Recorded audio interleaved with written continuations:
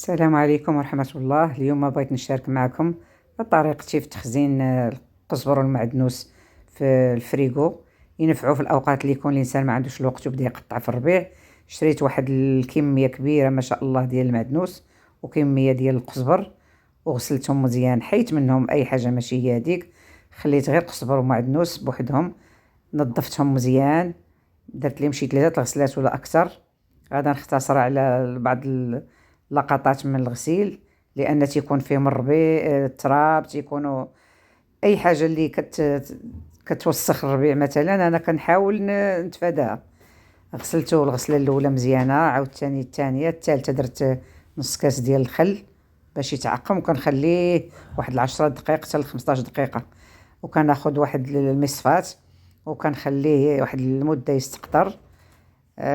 كنعاود الغسله مزيان عاوتاني، كنعاود نفرق القزبر والمعدنوس على 2 ديال الاواني باش ينشف ليا بسرعه. شوفوا كما كتشوفوا الماء صافي، راه تقريبا ما بقى فيه والو. كنعاود نجدد الغسيل باش ما يبقاش كاع حس يعني تراب ولا شي شائبه تبقى كله الربيع. درت ليه غسله مزيانه، وغادي في الاخر كما قلت لكم غادي نخليه يستقطر. غنقسمو على 2 ديال، غنديرهم في اناءين كما كتشوفوا. هو بان لكم الماء ولا صافي بحال ما فيه حتى شي حاجه، يعني نقي، ما كاينش التراب ما خايب بزاف. صافي ملي كيستقطر مزيان ولقى بان الماء ما بقاش فيه، كناخذ واحد المنديل نظيف وكنسرحو. كنسرح المنديل، كنبدا ناخذ في شويه من القزبر وشويه من العدنوس، لان غادي نخلطهم، ما غاديش نقطع كل حاجه بوحدها، لان ملي نبغي ندير حريره او شي حاجه اللي فيها يعني غنحتاج قزبر ومعدنوس نلقاهم مخلطين من الاحسن. صافي كما قلت لكم، بعد ما تسقطروا ونشفتهم في واحد المنديل،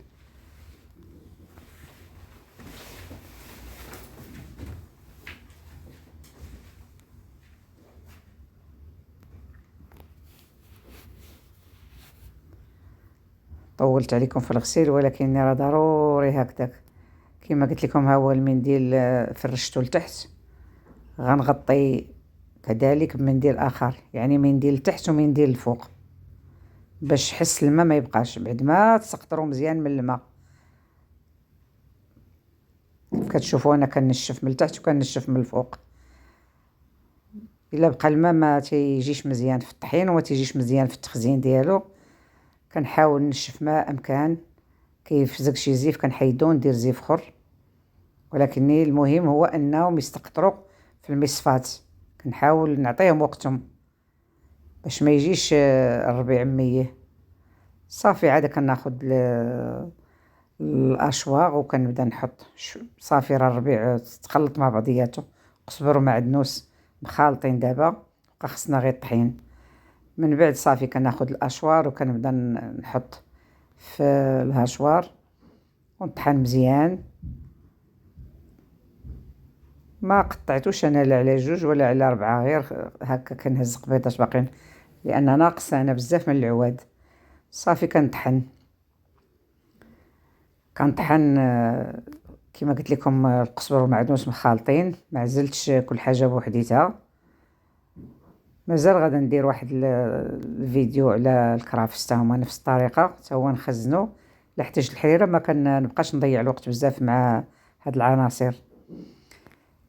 صافي ملي كنطحن كنعمر دي بواط. لا عمرت ليا البواطه الاولى تناخذ بواطه اخرى. كما قلت لكم راني شريت كميه كثيره، واخا كتشوفوا الكميه كبيره بزاف، راه ما وريتهاش لكم ملي كنت كنقي فيها.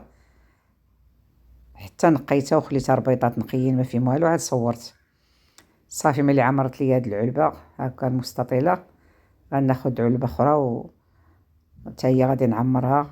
واحد العلبه عندي مربعه. صافي هاد 2 بواطات راه غادي ينفعوني وغادي يديو ليا ايام وشهور الى طال العمر. فيما كنحتاج المرقه، يعني الدجاج، اللحم، طاجين، حوت، الحريره، حيت كنديرها مره مره. تنحتاج انا تكون عندي كميه مخزونه في الفريغو. صافي كنعمر هذوك لي بواط نمسحهم ونخزنهم في الفريغو. وهكذا كيكون سهل الفيديو. شاركت معكم طريقتي وصافي، ماشي شي حاجة. السلام عليكم ورحمة الله تعالى وبركاته.